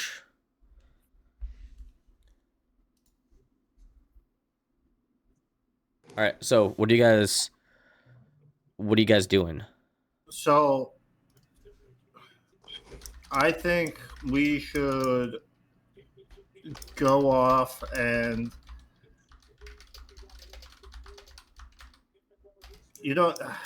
what do you guys think? Should I just cast it right here in the town square and we just see what happens? Fuck it, we ball. I mean, that seems to be We ball. our thing. Fuck it, we ball. Okay. This lasts 10 minutes and it's concentration, by the way. Okay. So are you you're casting it with the people, or are you guys going away from everybody to cast it?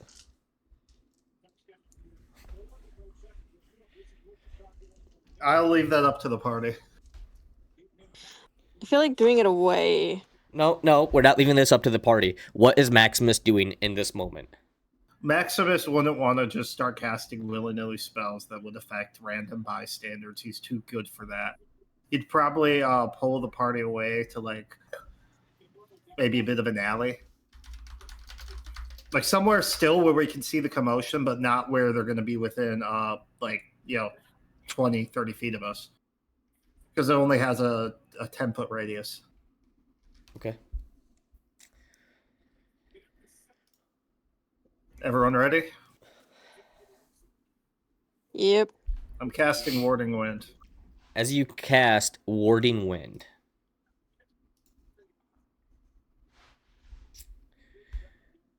what does the spell look like for you? I figure it's just like, like those in like the malls, those little like hurricane chamber things. Yeah. It's kind of like that, where the winds just like heavily pick up around us, so, like enough that you can't hear, like when you roll the car windows down and shit. So it's like affecting our hearing to a point where we can't even hear each other speak. But if you're like 20 feet away, it just sounds like the wind picked up. But you see like dust picking up and leaves and scattered debris kind of just blowing around us and away from us. All right. Make sure to mark that spell slot. Oh, I did. As this wind picks up around you,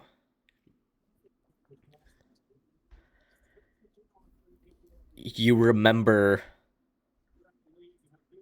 the woman meeting you, the tavern woman. You remember her face, that she is there. She does exist. You remember walking into the blacksmith